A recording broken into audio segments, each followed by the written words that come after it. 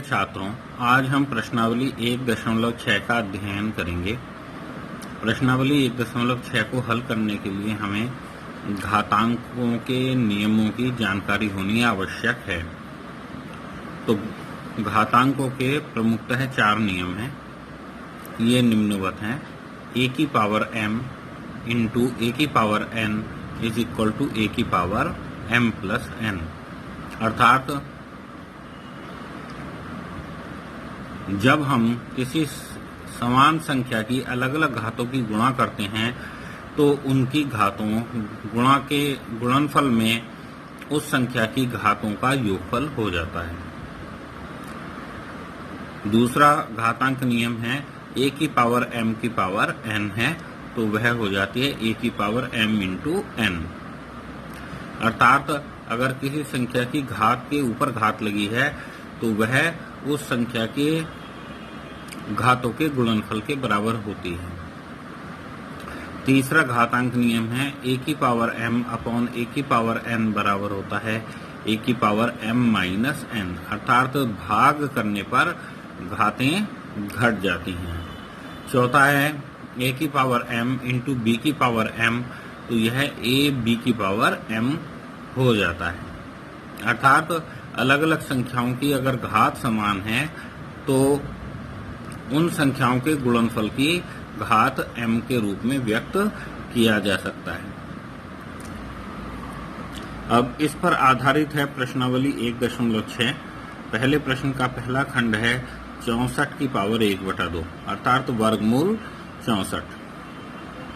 तो वैसे तो हमें पता है कि 64 8 का वर्ग होता है, 8 8 64, तो इसका उत्तर 8 आएगा, लेकिन इसे घातांक नियम के सहायता से हम हल करेंगे।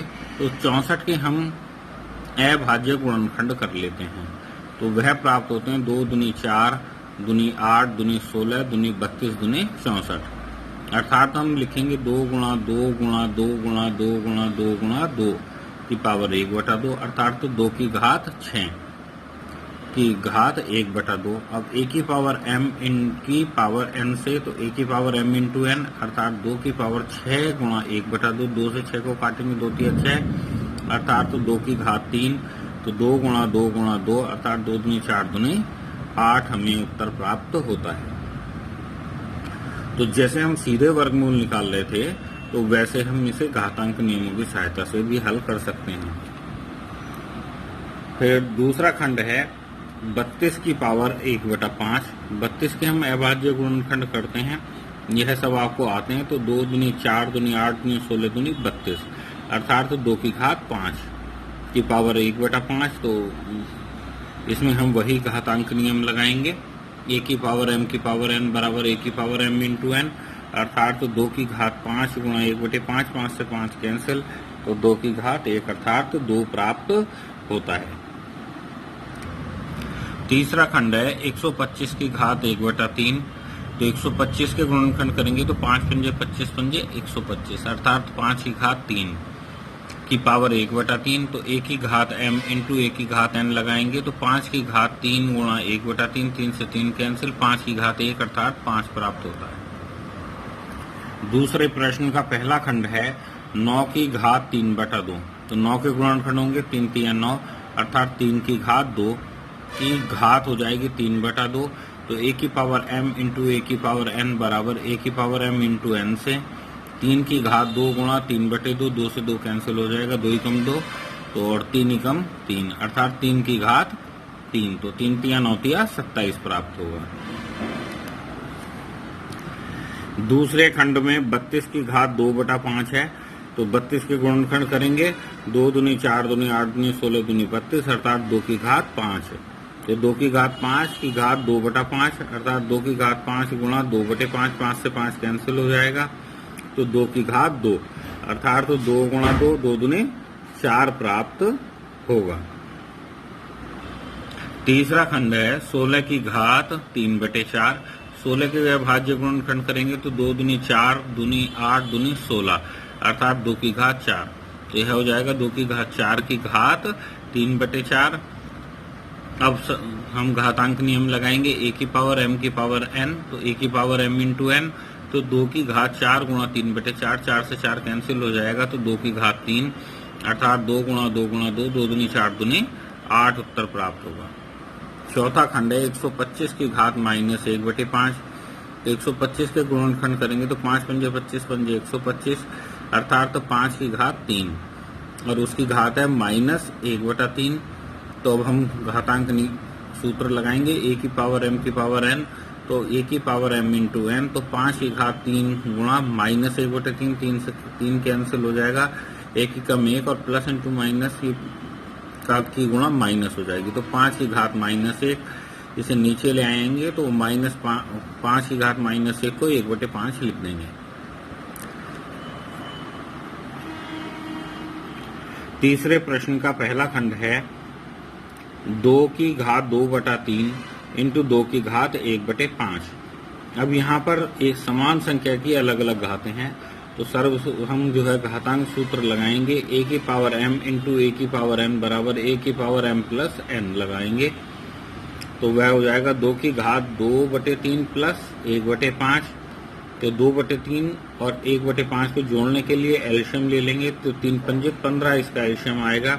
3 से 15 को भाग करेंगे तो 3 पंजे 15, 5 आएगा भागफल, तो 5 दूनी 10 प्लस 15, 5 से 15 को भाग करेंगे तो 5 या 15 भागफल आएगा 3, 3 एकम 3, तो 3 हो जाएगा। तो 2 की घात हो जाएगी 10 प्लस 3/15, अब 10 और 3 13 होते हैं, तो अर्थात 2 की घात 13/15 प्राप्त होगा। दूसरा खंड है हमारा 1/3 की घात 3 और की होल घात 7। अब यहाँ पर हम लगाएंगे a की पावर m इंटू a की पावर n, तो a की पावर m इंटू n से घात अंदर ले जाएंगे तो 1 की घात 7 हो जाएगा और 3 की घात 3 और उसकी होल घात 7 हो जाएगा। तो 1 की घात 7 का मान हो जाएगा 1, क्योंकि 1 की 1 में कितनी बार भी गुणा कर दें हमेशा उत्तर 1 ही आएगा। तो यह हो जाएगा 1/3 की घात 3 गुणा 7, तो 3 सत्ते 21, तो अर्थात 1/3 की घात 21 और इसको ऊपर ले जाएंगे तो घात ऋणात्मक हो जाएगी, 3 की घात -21 प्राप्त होगा। तीसरा खंड है हमारा 11 की घात 1/2 बटे 11 की घात 1/4। तो अब हम इसे घातांक सूत्र a की घात m अपॉन a की घात n की सहायता से हल करेंगे। a की पावर m अपॉन a की पावर n बराबर होती है a की पावर m माइनस n। तो यहाँ हो जाएगा 11 की घात 1/2 बटे 11 की घात 1/4, तो यह हो जाएगा घातांक सूत्र से 11 की घात 1/2 माइनस 1/4, एलसीएम 4 आएगा, तो 2 दूनी 4, 2 एकम 2 माइनस 1, तो 11 की घात 1/4 प्राप्त होगा। हमारा चौथा खंड है 7 की घात 1/2 गुणा 8 की घात 1/2, अर्थात अलग अलग संख्याओं की समान घात है, तो घातांक सूत्र लगाएंगे हम a की घात m इंटू b की घात m बराबर a b की घात m से, तो यह हो जाएगा 7 गुणा 8 की घात 1/2 अर्थात 7 अट्ठे 56 की घात 1/2। तो हम देखते हैं कि इस प्रकार हमारी प्रश्नावली 1.6 समाप्त हो जाती है। हम एक बार फिर से घातांक सूत्रों को देखेंगे। ये सूत्र हैं a की घात m इंटू a की घात n बराबर a की घात m प्लस n, और a की घात m की घात n बराबर a की घात m इंटू n, और a की घात m अपॉन a की घात n बराबर a की घात m माइनस n, और चौथा सूत्र है a की घात m इंटू b की घात m बराबर a b की घात m। आशा है कि आपको प्रश्नावली 1.6 अच्छी प्रकार से समझ में आ गई होगी।